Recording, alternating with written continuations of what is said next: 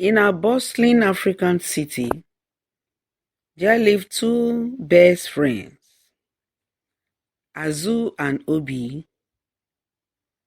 They were both successful businessmen who lived and enjoyed the fast-paced life of the city. However, they both knew they would eventually have to return to their rural hometowns to fulfill a traditional custom. According to their traditional custom practice in those days, it was mandatory for a young man to marry virgins from their home village. Azul and Obi knew they could not ignore the customs and decided to take a trip back home to their village during the village festival to find their brides. In the village, all the girls kept themselves chaste because at that time, when a girl got married and she was discovered not to be a virgin, she would be a disgrace to the family, and she was disgraced by people and humiliated during the village festival.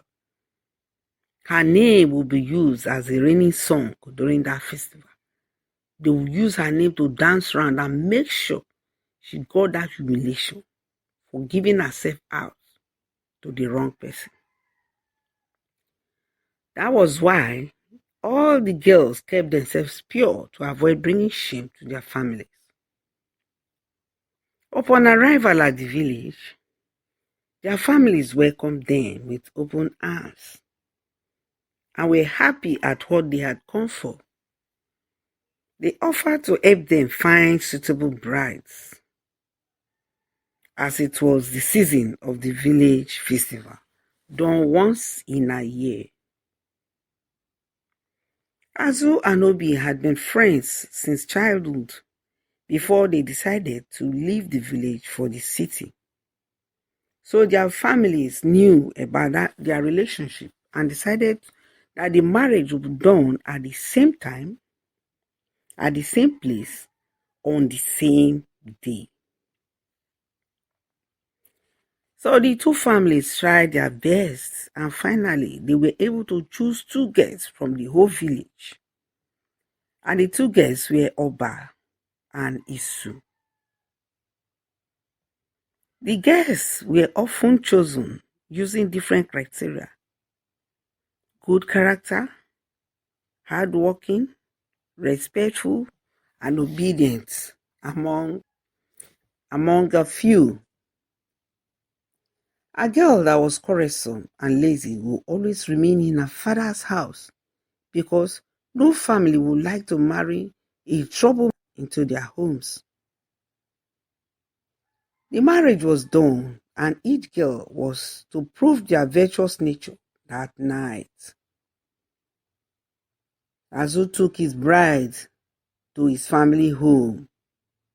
He took Oba to his family home, and Obi took his own bride, Isu, to his family home too. That night, the mothers of Azu and Obi took white clothes and spread them on the bed. That was the custom. The white cloth to be spread on the bed for the couple to sleep on. And by morning, the sight of blood on the white cloth will depict that a virgin, the girl was a virgin, and a girl of virtue, and everyone in the family will honor her and shower her with gifts. Anyone that was not a virgin was disgraced and sent packing back to her parents' home in shame. So that night, while they were all fast asleep, Obi's parents heard someone crying, "Take me back to my mother. I won't marry again. Mother, come and help me. Take me back to my mother. I won't marry again." And they understood something was happening. Looks like my son has found himself a worthy wife, Obi's father said, nodding with pride. Yes, my husband, answered Obi's mother. Thank our Creator for that. The next morning, as early as 5 o'clock, Obi's mother and elder sister went to collect the white sheet that was on the bed that would prove that Isu was either a virtuous girl or a bad girl. And behold, it was stained with blood. Their son nodded in acknowledgement. She was a pure virgin. Oh, at the home of Azu, there was no cry and no shout. The next morning, at 5 o'clock, when Azu's mother and sister went to collect the white cloth, there was no single blood stain. Oba was not a virtuous girl. At dawn, Oba's family were invited and told about it. When Oba was questioned, she revealed that a man named Okesu had slept with her during the previous festival. The parents were surprised. Why didn't you tell us? They shouted. Why didn't you say it? They talked. But Oba sat quietly. So they had to invite Okesu. And Okesu was a married man that had slept with Oba. Oba was put to shame in the community. And they brought her out and started to sing. Oba onyojo, Oba onyojo, Oba lonyojo. Another set were singing. Obale bibifu, Obale bibifu, Obale bibifu, Obale bibifu. Oba was a real shame to her family. In fact, the parents could not come out of their house.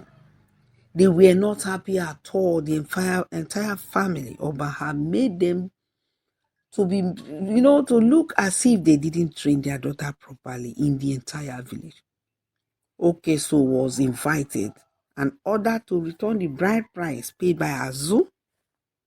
Shamefaced, Okesu returned Azu's money, and Oba was given to him, to Okesu, to marry. Imagine, Oba became his second wife. She chose it by losing her virtuous nature, her virtuous self. So, 2 weeks later, another bride was sought for Azu, and luckily for him, she turned out to be a good girl, a girl of virtue. Both friends were now happily married. Now they decided to go back to the city with their wives, full of contentment. It was a big lesson for all the village girls and villagers. That is why a good girl does not mess around with men until the right time. Otherwise, you will not be respected and valued when you get married in Africa during those days. That is the end of the story. Thanks for watching.